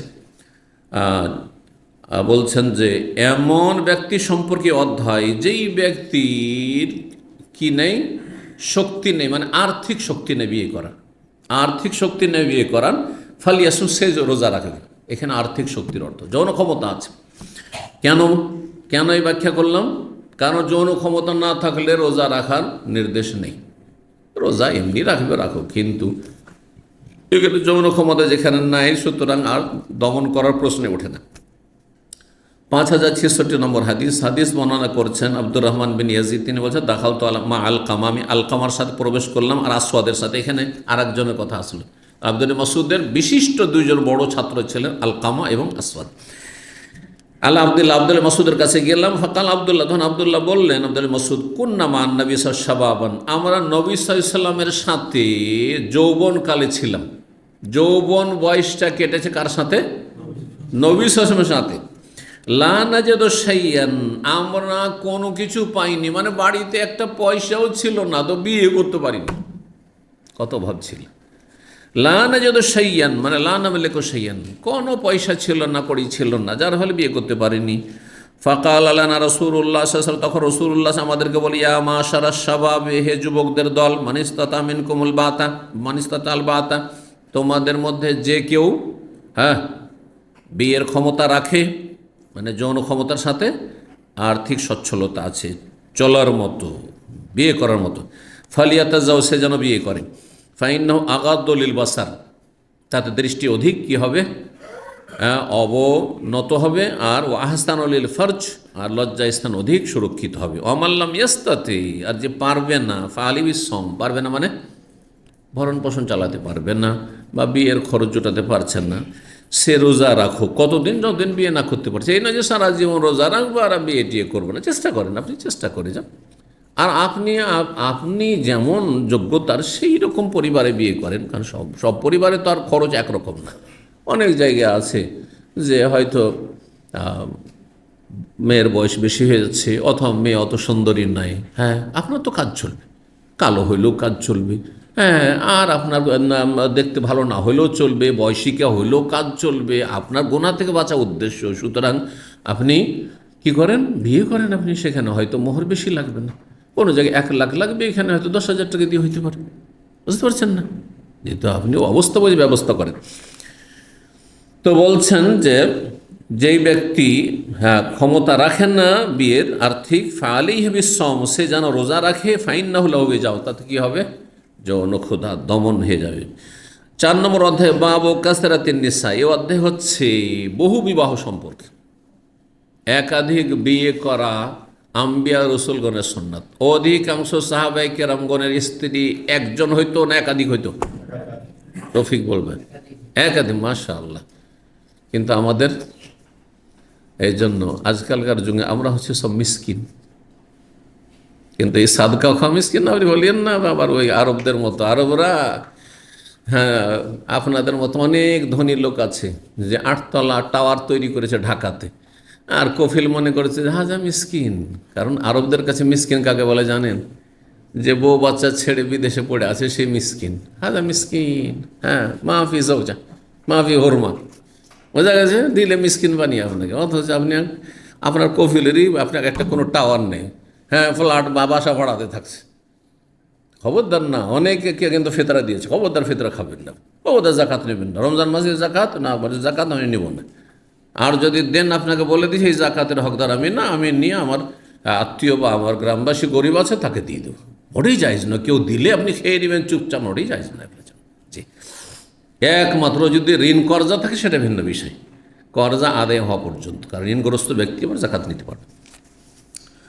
তো বহু বিবাহ এটি হচ্ছে আসল, কিন্তু কালকে বলেছি, হ্যাঁ, কয়টি শর্ত? হ্যাঁ, 3টি শর্ত বলতে পারেন যেভাবে বলেছি। হ্যাঁ, কি লাগবে? হ্যাঁ, শক্তি বলেছি। হ্যাঁ, ইমানি শক্তি,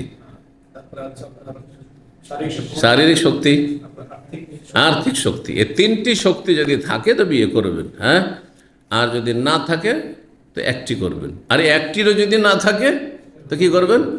রোজা রাখবেন। প্রবাসীরা যারা 2 বছর যেতে পারছেন না তারা কি করবেন বলেন? স্ত্রী আছে হয়তো দেশে, কিন্তু স্ত্রীকে নিয়ে আসতেও পারছেন না আর যেতেও পারছেন না, হ্যাঁ, সাথেও রাখতে পারছেন না, তাহলে কি করবেন? ফালিহ বিশ্বমের আমল করে রোজা রাখতে হবে, রোজা রাখতে হবে। যদি যৌন তাড়না থাকে, হ্যাঁ, আর যদি যৌন চাহিদা ঠান্ডা থাকে, এমন কিছুই নাই, আমার এদিক সেদিক কোনো দিকে আমার চোখ যায় না, তাহলে ভিন্ন বিষয়, আপনি তার রোজা রাখেন না। তার রোজা রাখবেন কীরকম? সোমবার বৃহস্পতিবার করে রাখেন, অথবা ছুটির দিনটাতে রাখেন, মাঝে মধ্যে রাখেন। যখন মনে হবে যে না আমার গুনার দিকে মন যাচ্ছে তখন আপনি বেশি বেশি রোজা রাখেন। যখন আলহামদুলিল্লাহ এখন আর গুনার দিকে মন যায় না, হ্যাঁ, খাওয়া দাওয়া একটু কম করেন, হ্যাঁ, যত বেশি খাবেন তত বেশি যৌন তাড়না থাকবে। হ্যাঁ, তো এগুলো হচ্ছে টেকনিক। জি, 5067 নম্বর হাদিস। হাদিস বর্ণনা করছেন প্রখ্যাত তাবি আতা, মক্কার প্রখ্যাত তাবেই ছিলেন ইমাম। কাল হাজার মা ইবনে আব্বাস জানাজাতা মাইমুনা বেসারিফ, বলছেন আমরা আব্দুল্লাহ বিন আব্বাস রাদিয়াল্লাহু তাআলা আনহুমার সাথে মাইমুনা রাদিয়াল্লাহু তাআলা আনহা উম্মুল মুমিনের জানাজায় উপস্থিত হয়েছিলাম সারিফ নামক স্থানে। এই সারিফ জায়গাটি মক্কার এক পাশে, মক্কা থেকে যখন মদিনা রাস্তা বেরিয়ে যাবেন মদিনা রোডে, যে শেষ মহল্লাটি এখনকার, সেই জায়গায় প্রাচীন নাম ছিল সারিফ, এখন সেই মহল্লার নাম দিয়েছে নওয়ারিয়া। জি, নওয়ারিয়া জায়গাটির নাম। জি, ওখানে আমাদের এক দিনী ভাই ছিলেন, তার একটি মাশাল্লাহ স্বর্ণ কোম্পানির মালিক আমাদের আব্দুল হাফিজ ভাই। জি, তো ওনার ফ্যাক্টরি ছিল আর ওনার বাসা ছিল, তো ওখানে আমি গিয়েছি ওনার বাসায় একাধিকবার। এখন উনি চলে এসছেন ওখান থেকে এখন রিয়াদে। তো এই নওয়ারিয়া, আর যে হাইওয়ে রয়েছে মদিনা রোড তার পাশেই কবরটি চিহ্নিত হয়ে আছে, এবং কবরটি একটু এখন আর দেয়াল দিয়ে ঘেরা আছে, একসময় একেবারে খোলা ছিল দেখেছি। আর কবরটি এক কথায় ওখান দিয়ে যদি আস্তে ধীরে গাড়ি চালিয়ে আসেন আপনি, মদিনা থেকে আসার পথে রোডের কিনারে পড়বে, ডান হাতে পড়বে, আর যাওয়ার পথে বাম দিকে পড়বে। তো এইখানে মাইমুনা রাদিয়াল্লাহু সুবহানাল্লাহ, আল্লাহ কি ফয়সালা, এই জায়গায় নবী সাল্লাল্লাহু আলাইহি ওয়াসাল্লামের সাথে আকদে নিকাহ বিবাহ হয়েছিল, এই জায়গায় বিয়ে হয়েছে, এই জায়গায় বাসর হয়েছিল প্রথম।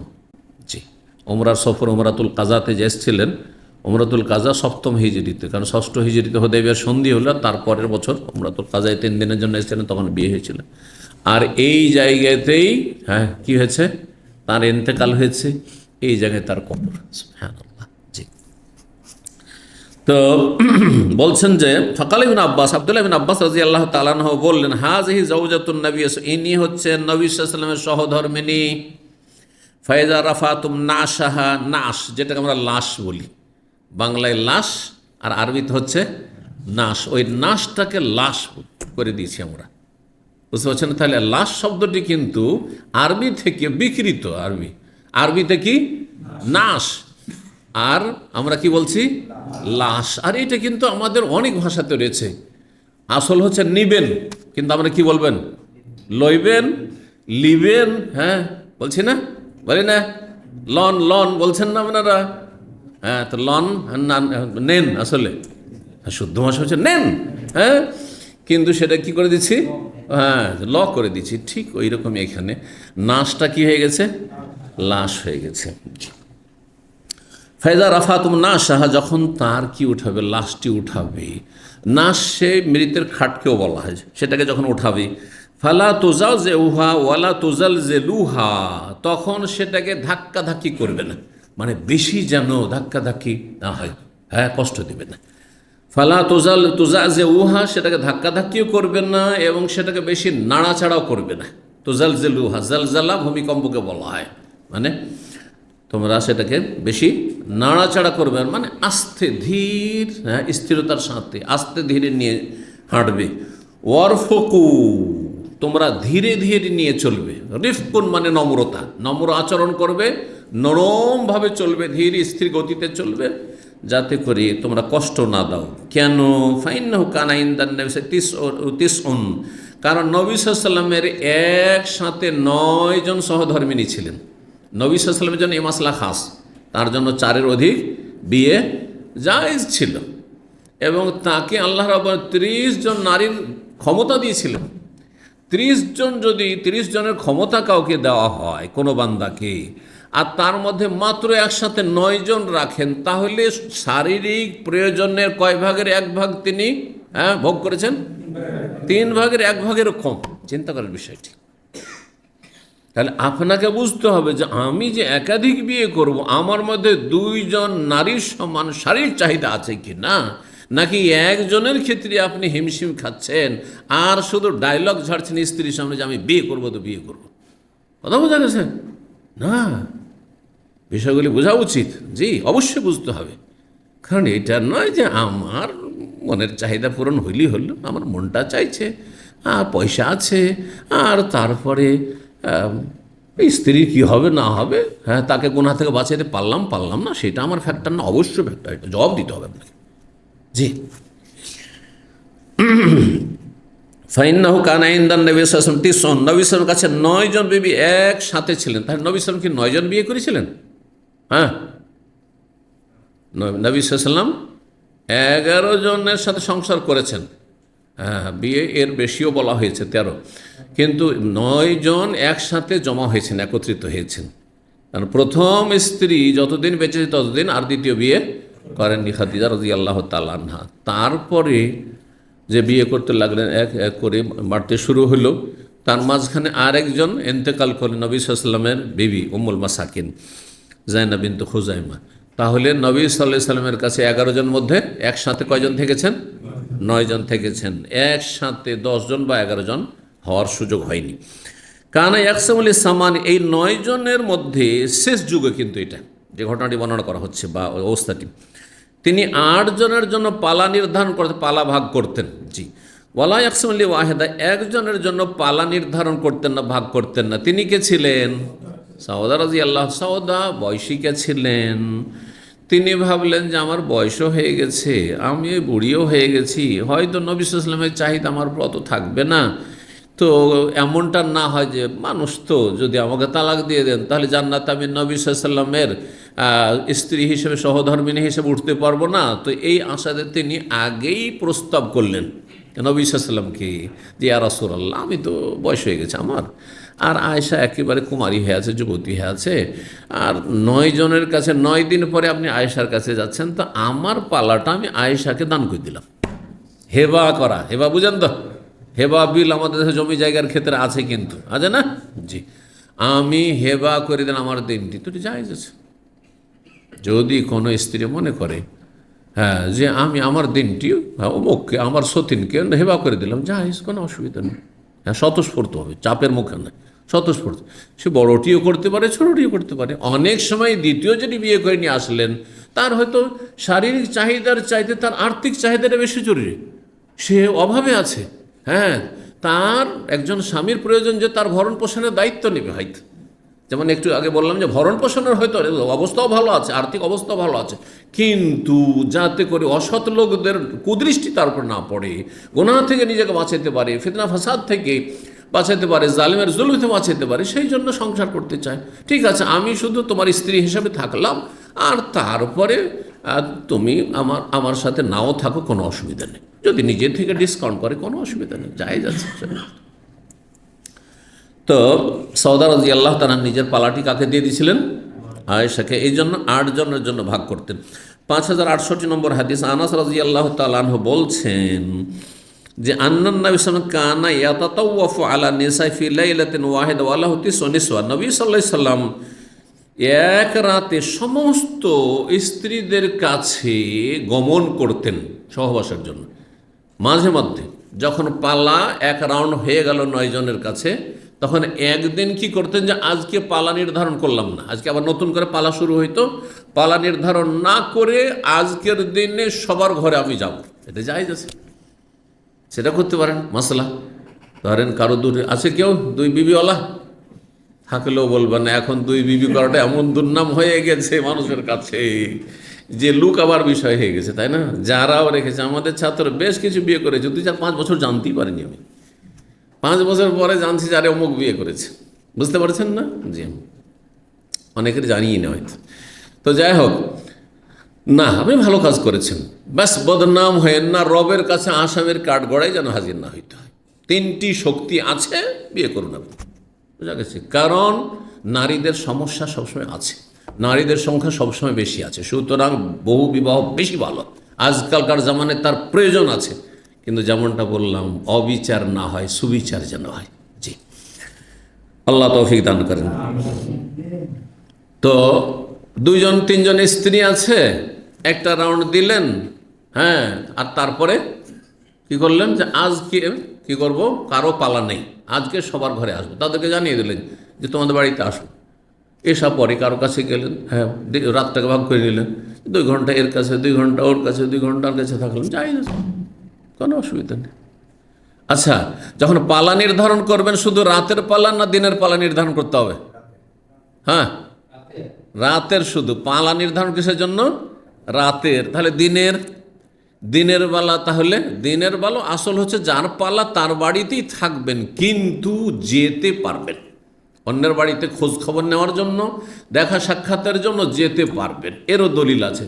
নবী সাল্লাল্লাহু আলাইহি সাল্লাম, হ্যাঁ, হাদিসে রয়েছে যে সকালবেলা একবার রাউন্ড দিয়েতে 9 বাড়িতে গেলেন, আর খোঁজ খবর নিলেন, আর কারো বাড়িতে কিছু থাকলে কেউ যদি কিছু পেশ করলো খেয়ে নিলেন, আর দেখা সাক্ষাৎ কী খবর, ভালো আছো, শরীর স্বাস্থ্য ইত্যাদি পুরো প্রয়োজন, আর তারপর ওখান থেকে চলে গেলেন কিছুক্ষণ কথাবার্তা। প্রত্যেকের বাড়িতে একটা রাউন্ড দিয়ে খোঁজ খবর নেওয়া হয়ে গেল সকালবেলা।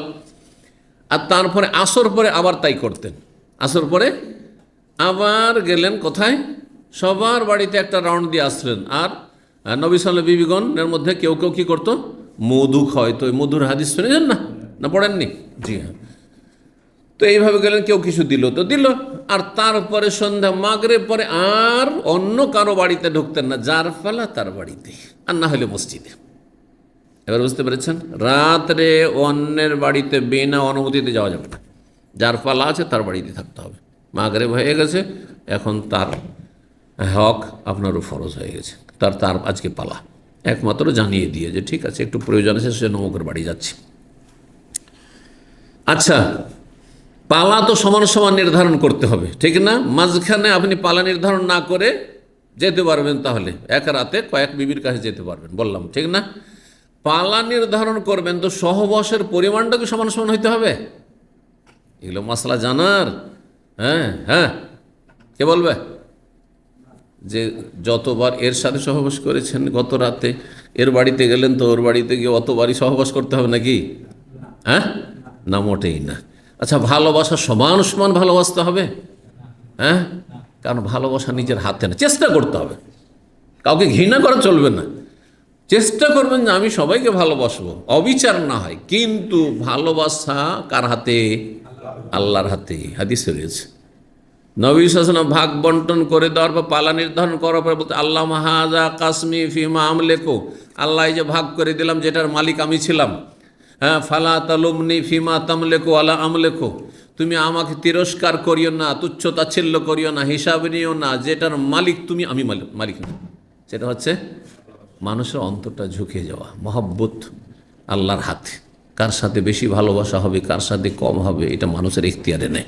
তবে যথাসাধ্য চেষ্টা করতে হবে যে এত বেশি পার্থক্য না হয়ে যায় যে যাতে করে অবিচার হয়ে যায়, অবিচার চলবে না, জি হারাম। তখন কি বলছিলাম, নবী সাল্লাল্লাহু আলাইহি সাল্লাম কি করতেন, ইয়াতাতাওয়াফ মানে ইয়াতুফ, কোন কোন রিওয়ায়াত হয়েছে ইয়াতুফ মানে চক্কর লাগাইতেন, তাওয়াফ রাউন্ড দিতেন, ঘুরে আসতেন সমস্ত বিবিদের কাছে, ফি লাইলাতিন ওয়াহিদা, এক রাতে, ওয়ালাহু তিসু নিসওয়া, সেই সময় নবী সাল্লাল্লাহু আলাইহি ওয়াসাল্লামের কয়জন বিবি ছিল, 9 জন ছিল। হ্যাঁ, সুলাইমান আলাইহিস সালামের সহিহ হাদিস রয়েছে, আসবে সুলাইমান আলাইহিস সালাম, হ্যাঁ কতজন ছিল, হ্যাঁ 100 বিবি বা 100 বিবি, 100 বিবির মধ্যে 99টাই হয়ে গেছিল। তো 100 বিবি ছিল, একদের রাতে তিনি বললেন আতুফান্নাল লাইলাতা আলা মিয়াতি ইমরাতিন, 100 জন স্ত্রীর কাছে যাব, জায়েজ আছে, যদি ক্ষমতা থাকে তো যান আপনি, হ্যাঁ ক্ষমতা থাকে কোনো অসুবিধা নেই, যান।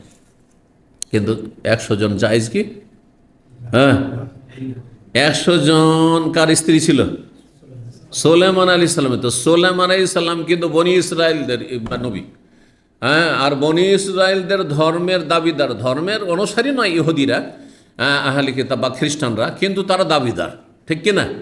তো তোমরা যেই ধর্মের, যেই নবীদের অনুসরণের দাবিদার, তারা তো শত শত বিয়ে করেছেন, সেটার উপর কেন আপত্তি তুলল না?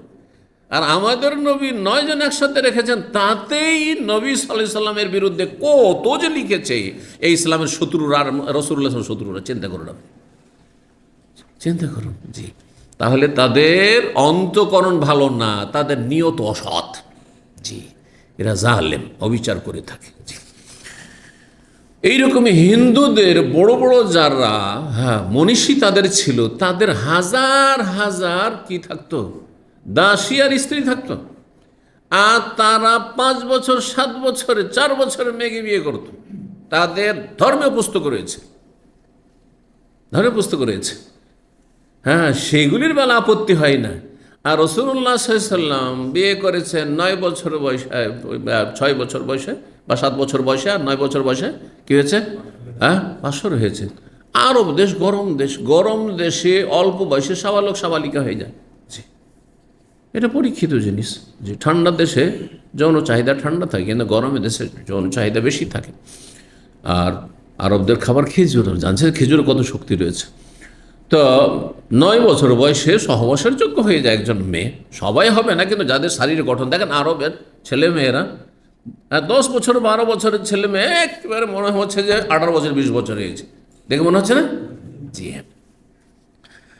তো যাই হোক, তাদের মাঝে ন্যায় নীতি যদি থাকতো, ইনসাফ করতো, তাহলে এই ধরনের, হ্যাঁ ইসলামের বিরুদ্ধে তারা বিষোদ্গার করতো না, রাসূলুল্লাহ সাল্লাল্লাহু আলাইহি ওয়াসাল্লামের মানহানি করতো না।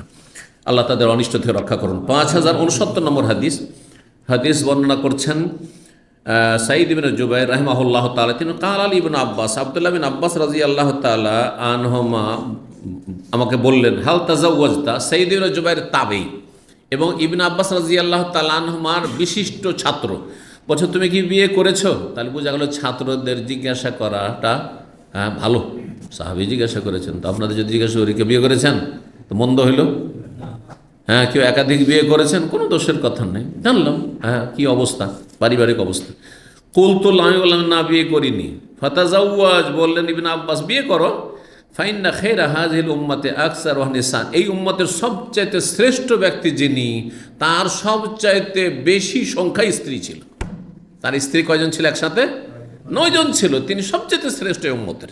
তাহলে যারা যত শ্রেষ্ঠ তারা তত বেশি বিয়ে করবে, ইনসাফ কায়েম করবে, সেখানে ইমানের পরিচয় দেবে, তাকওয়ার পরিচয় দেবে, তাকওয়ার পরিচয় দিতে হবে। জি, 5 নম্বর অধ্যায় হচ্ছে বাবু মান হাজার আমেলা খায়রা লিতাজউইজি ইমরাতিন ফালাহু নাহা, কোনো ব্যক্তি যদি হিজরত করে অথবা কোনো ভালো কাজ করে, নেকির কাজ করলো, কিসের জন্য? কোন একটা মহিলাকে বিয়ে করার জন্য, হ্যাঁ একটা ভালো কাজ করেছে কিন্তু নেকির আশা নেই, কিসের জন্য? বিয়ে করার জন্য। অথবা হিজরত করেছে এক জায়গা থেকে আরেক জায়গায়, কিসের জন্য? হ্যাঁ বিয়ে করার জন্য। হ্যাঁ, যেমন আমাদের কিছু ভাইয়েরা আছেন, একজন বাংলাদেশে এক সময় টেলিফোন করছে আমাকে, সারা দুনিয়া থেকে তোমার কাছে টেলিফোন আসে, নেপাল কাঠমান্ডু থেকে, আর তারপরে বলছে আমি নেপালে থাকি, মানে বাংলাভাষী নেপালে, তাও কাঠমান্ডুতে, আবার মিডিলে, হ্যাঁ কারণ বর্ডার এলাকাতে কিছু হয়তো আছে। তো বলছে যে আমি এখানে একজন নেপালি মেয়েকে বিয়ে করেছি, তো এইখানে আমি ব্যবসা বাণিজ্য করি থাকি। আচ্ছা, এরকম তো একজন ধরেন বাংলাদেশ থেকে কোথায় নেপাল হিজরত করেছে, অথবা মালদ্বীপে হিজরত করেছে, অথবা দুনিয়ার কোনো জায়গায় অস্ট্রেলিয়া হিজরত করে, কিসের জন্য? অধিকাংশ লোকের আজকাল পেটের জন্য, পয়সার জন্য যাচ্ছে, ঠিক না? কেউ দাওয়ার জন্য, দিনের দাওয়াতের জন্য যাচ্ছে, কেউ বিয়ে করার জন্য। ধরেন অমুক দেশে আমি বিয়ে করলাম, সেই জন্য ওই দেশে চলে গেলাম। হ্যাঁ, আমাদের বেশ কিছু ছাত্র আছে এইরকম যারা মালয়েশিয়াতে বিয়ে করেছে, এখন ও মালয়েশিয়ান হয়ে যাবে, ওর মনমানসিকতা, আর বাংলাদেশ থাকবেন। তো কথা হচ্ছে, কেউ যদি হিজরত করে কোনো জায়গায়, কিসের জন্য? হ্যাঁ, আল্লাহর দিনের জন্য নয়, দাওয়া ইলাল্লাহ দাওয়াতি কাজের জন্য নয়, বরং কিসের জন্য?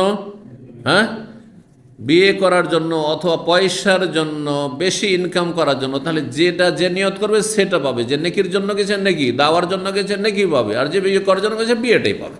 জি, এটাই। 5070 নম্বর হাদিস। হাদিস মানে ওমর ইবনে খাত্তাব রাদিয়াল্লাহু তাআলা আনহু বলেন, কালান নবী আল আমালু বিন নিয়াহ। এখানে হচ্ছে আল আমালু এক বচন আর নিয়াত এক বচন, কিন্তু প্রসিদ্ধ যে হাদিসটি ইন্নামাল আমালু বিন নিয়াহ। হ্যাঁ, সমস্ত আমল এখানে জমা, বহু বচন রয়েছে। আমাল বিন নিয়াহ, নিয়তের উপর নির্ভরশীল। আবার আর একটি রিওয়ায়াত রয়েছে দুটোই জমা, দুটোই বহু বচন, নিয়তও বহু বচন আর আমলও বহু বচন। ইন্নামাল আমালু বিন নিয়াত এরকম রয়েছে। তার মানে সমস্ত আমল নির্ভরশীল নিয়তের ওপর, আর নিয়ত একরকম নয়, এক একজনের নিয়ত এক এক রকম, সেই জন্য বহু বচন সেখানে ব্যবহার করা হয়েছে। বোঝা গেছে না? জি। তো বিভিন্নভাবে বর্ণনা হয়েছে, এগুলোকে বলা হয় রিওয়ায়াত বিল মান। নবী সাল্লাল্লাহু আলাইহি ওয়াসাল্লাম একটি বাক্য বলেছেন, এই নয় যে তিনবার করে তিন রকম বলেছেন। বুঝতে পারছেন কথা? হাদিস বোঝার চেষ্টা করুন। কিন্তু বর্ণনাকারীরা রেওয়ায়াত বিল মানা অর্থটাকে প্রকাশ করেছেন, কেউ এক বচন দিয়ে, কেউ বহু বচন দিয়ে, কেউ দুটোকে বহু বচন জমা করেছেন, কেউ দুটোর একটাকে জমা, একটাকে ওয়াহেদ এক বচন করেছেন, এভাবে। ওয়াইন্নামাল ইমরিইম মা নাওয়া, আর প্রত্যেক মানুষ তাই পাবে যার নিয়ত করবে, যার যে নিয়ত। এখানে কেউ যদি নিয়ত করে আসে দিন শিখার জন্য, দিন শিখতে পাবে। কেউ যদি আসে যে এখানে এসেছি আমি চাকরির জন্য, চাকরিটাই পাবে। কেউ যদি মনে করে এখানে এসেছি আমার বন্ধুর সাথে দেখা করতে, তাহলে সেটাই পাবে। কেউ যদি মনে করে এখানে আমি দুটো খেতে এসেছি, তাহলে সেটাই পাবে। সোজা কথা, বুঝতে পারছেন না? যে যা নিয়ত করবে, জি, যে যা নিয়ত করবে। বলছেন যে যার হিজরত হবে আল্লাহর উদ্দেশ্যে এবং রসুলের উদ্দেশ্যে। আল্লাহর উদ্দেশ্যে মানে আল্লাহ সন্তুষ্টির উদ্দেশ্যে, আর রসুলের উদ্দেশ্যে মানে রসুলের পাশে দাঁড়ানোর জন্য মদিনায় হিজরত করে আসলো। বা এখন নবী সাল্লাল্লাহু আলাইহি ওয়াসাল্লাম দুনিয়াতে নেই, তো রাসূলুল্লাহ সাল্লাল্লাহু আলাইহি ওয়াসাল্লামের সুন্নতকে আঁকড়ে ধরার জন্য বেদাতি এলাকায় আছেন, কাফেরদের অমুসলিম এলাকায় আছেন, সেখানে ইমান ইসলাম রক্ষা করা মুশকিল হচ্ছে, ওখানে বেদাত থেকে বাঁচা মুশকিল হচ্ছে, সেই জন্য আমি এই মাজার পূজার এলাকায় থাকবো না, আমি তৌহিদ সুন্নতের এলাকায় চলে যাব। আপনি কিসের জন্য এসেছেন? রসুলের সুন্নতকে আঁকড়ে ধরার জন্য, তৌহিদ সুন্নত কায়েম করার জন্য। এটা হচ্ছে রসুলের জন্য। রসুলের সন্তুষ্টি বলবেন না, আল্লাহর সন্তুষ্টি এবং রসুলের অনুসরণে। হ্যাঁ, রসুলের অনুসরণ করার জন্য, রসুলের তরিকায় চলবো, সেই জন্য আমি হিজরত করে এসেছি এখানে। সৌদি আরবে আমি থাকছি, কেউ যদি নিয়ত করে যে আমি এখানে ইমানটাকে বাঁচিয়ে রাখতে পারছি, দেশে ফিতনা, ভালো সওয়াব পাবে রুজির সাথে। ফাহিজরাতুহু ইলাল্লাহ, তাহলে তার হিজরত হবে আল্লাহ এবং তার রসুলের জন্য। ওমান কানাত হিজরাতুহু ইলা দুনিয়া, আর কারো যদি হিজরত হয় দুনিয়ার উদ্দেশ্যে, ব্যবসা বাণিজ্যের জন্য জেগেছে, ওই ইউসিবহা, সেটা হাসিল অর্জন করার জন্য, আও ইমরাতিন, অথবা কোনো নারীর উদ্দেশ্য করে গেছে, ইয়ানকিহুহা, বিয়ে করার জন্য, ফাহিজরাতুহু ইলা মা হাজারা ইলাইহি, যে উদ্দেশ্যে হিজরত করেছে সেটাই সে পাবে, তার সাথে কোনো সওয়াব পাবে না। যতটা নিয়তে ঝামেলা বাঁধবে ততটা নেকিতে ঝামেলা হবে, বুঝছেন না? যদি আংশিক ধরেন আল্লাহর সন্তুষ্টিও আছে আর দুনিয়াদারিও আছে, তাহলে ভাগাভাগি হয়ে যাবে, কিছু নেকি পাবে আর কিছু নেকি মাইনাস হয়ে যাবে, যেহেতু দুনিয়াদারি করেছে। বোঝা গেছে না? যারা ওয়াজ মাহফিল করছে কিন্তু টাকা ছাড়া যাব না, শুধু টাকা যদি হয় তাহলে একটি নেকিও পাবে না, বরং উল্টো কিয়ামতের দিন আযাবের সম্মুখীন হবে, যে তোমাকে এলেম দিয়েছিলাম পয়সা ইনকামের জন্য, হ্যাঁ, আর তোমাকে এই ভোগবিলাস করার জন্য টাকা, এত টাকা না হলে যাব না, গরিবরা দিতে পারি তারপরেও। কিন্তু কেউ যদি মনে করে আমার সংসার আছে, সুতরাং আজকাল যদি মানুষ তার ইনসাফের উপর ছেড়ে দিই, তাহলে 5,000 টাকাও দেয় না, ফ্রি মনে করে যে ফ্রি। বরং আমরা যদি দেশে যাই তো মানুষ মনে করে যে শেখ এসছে, উল্টো আমাদের দিয়ে যাবে, কিছু ডোনেশন দিয়ে যাবে, বুঝতে পারছেন না?